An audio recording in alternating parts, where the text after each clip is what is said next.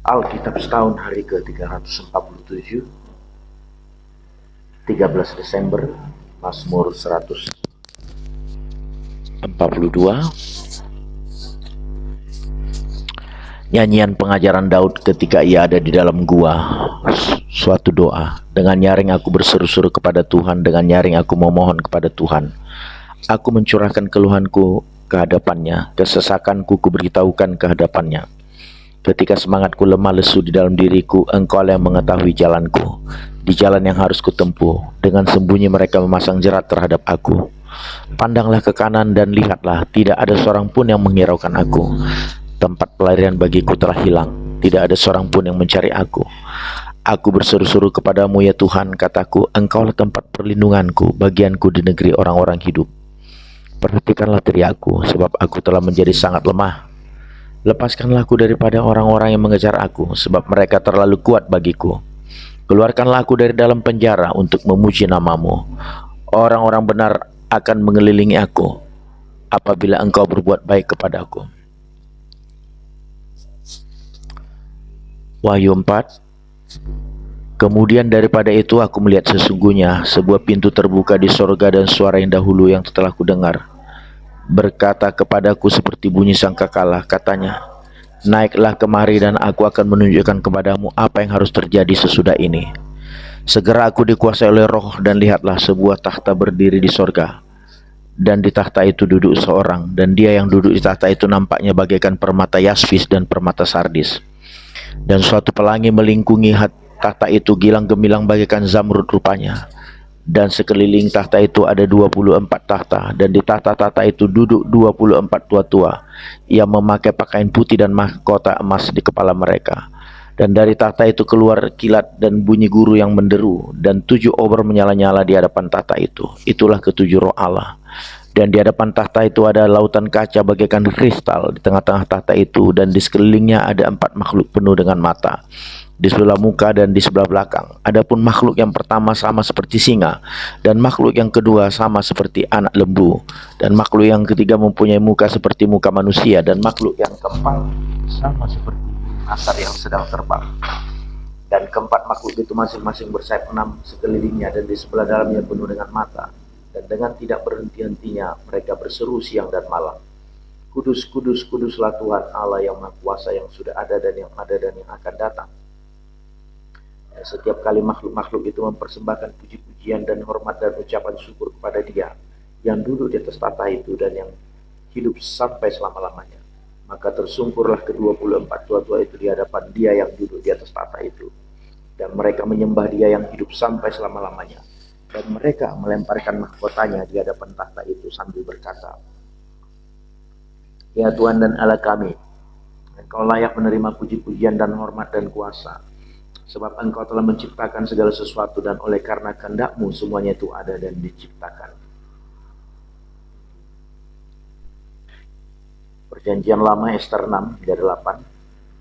Pada malam itu juga raja tidak dapat tidur, maka bertitalah baginda membawa kitab pencatatan sejarah, lalu dibacakan di hadapan raja.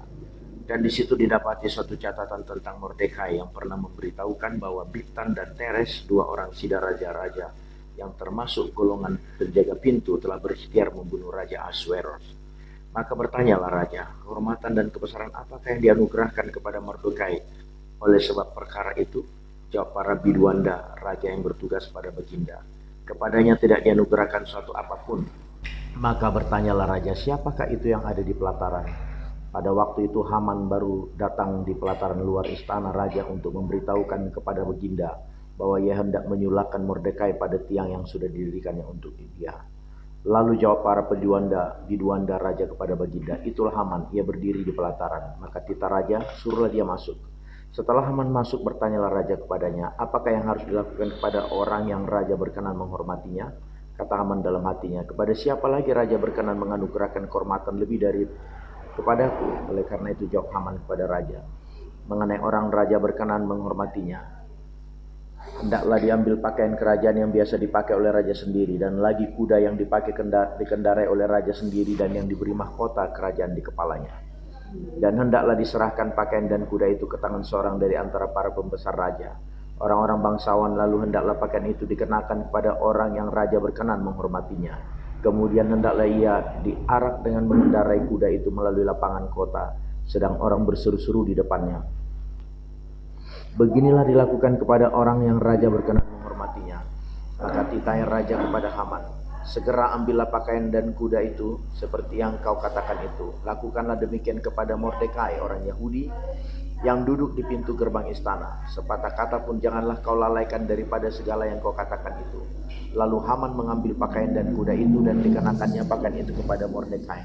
Kemudian diaraknya Mordekai melalui lapangan kota itu, sedang ia menyerukan di depannya, beginilah dilakukan kepada orang yang raja berkenan menghormatinya.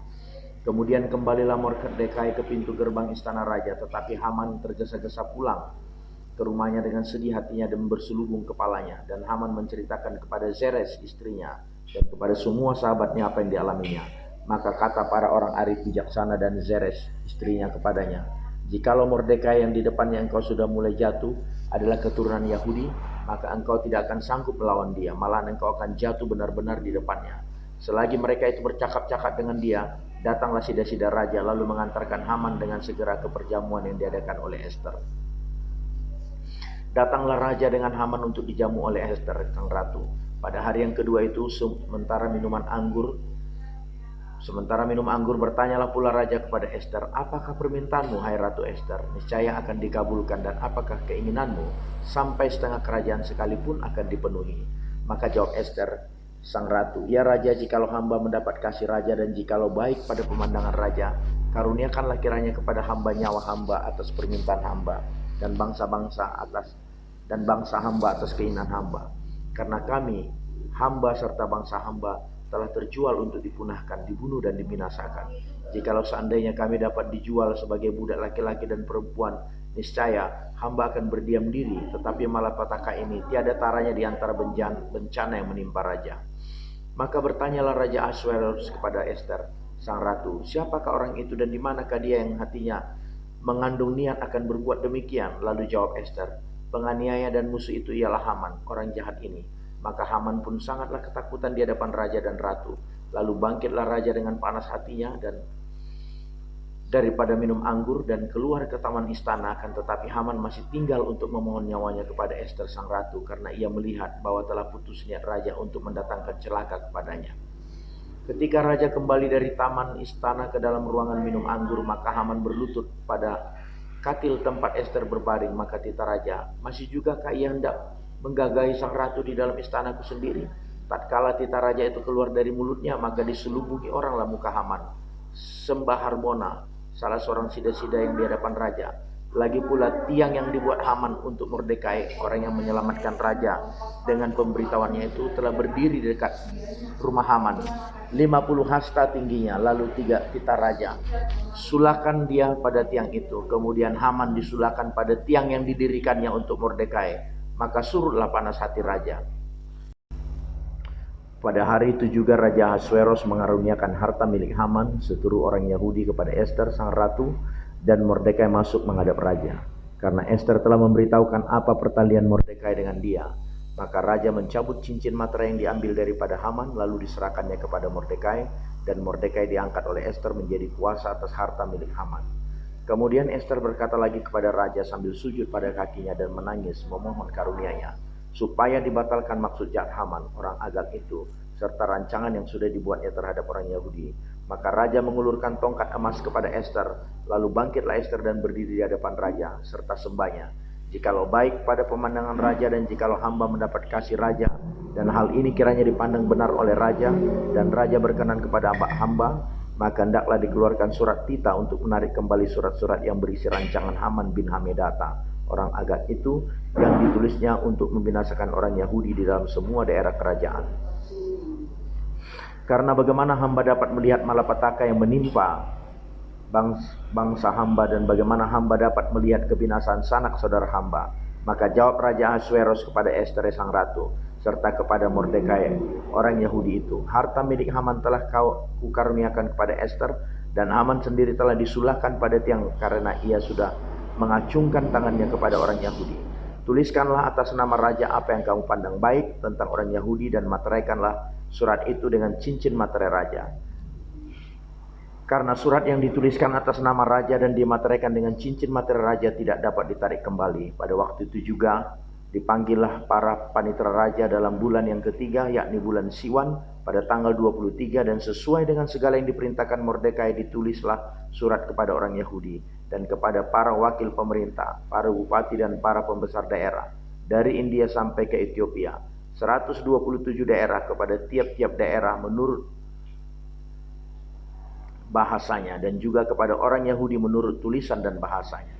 Maka ditulislah pesan atas nama Raja Ahasweros dan dimateraikan dengan cincin materai raja. Lalu dengan perantaran pesuruh-pesuruh cepat yang berkuda, yang mengendarai kuda kerajaan yang tangkas yang diternakkan di pekudaan, dikirimkanlah surat-surat yang isinya: Raja mengizinkan orang Yahudi di tiap-tiap kota untuk berkumpul dan mempertahankan nyawanya serta memunahkan, membunuh atau membinasakan segala tentara, bahkan anak-anak dan perempuan-perempuan dan bangsa dan daerah yang hendak menyerang mereka, dan untuk merampas harta miliknya. Pada hari yang sama di segala daerah Raja Ahasweros, pada tanggal 13 bulan yang ke-12, yakni bulan Adar, salinan pesan tertulis itu harus diundangkan di tiap-tiap daerah. Lalu diumumkan kepada segala bangsa, dan orang Yahudi harus bersiap-siap untuk hari itu akan melakukan pembalasan kepada musuhnya. Maka dengan terburu-buru dan tergesa-gesa berangkatlah pesuruh-pesuruh cepat yang mengendarai kuda kerajaan yang tangkas itu atas titah raja, dan undang-undang itu dikeluarkan di dalam benteng Susan. Dan Mordekai keluar dari hadapan raja dengan memakai pakaian kerajaan daripada kain ungu tua dan kain lenan, dan dengan memakai tajuk emas yang mengagumkan, serta jubah daripada kain lenan halus dan kain ungu muda. Maka kota Susan pun bertempik soraklah dan bersukaria. Orang Yahudi telah beroleh kelapangan hati dan sukacita, kegirangan dan kehormatan. Demikian juga tiap-tiap daerah dan tiap-tiap kota, di tempat manapun titah dan undang-undang raja telah sampai, ada sukacita dan kegirangan di antara orang Yahudi, dan perjamuan serta hari gembira, dan lagi banyak dari antara rakyat negeri itu masuk Yahudi, karena mereka ditimpa ketakutan kepada orang Yahudi. Amin.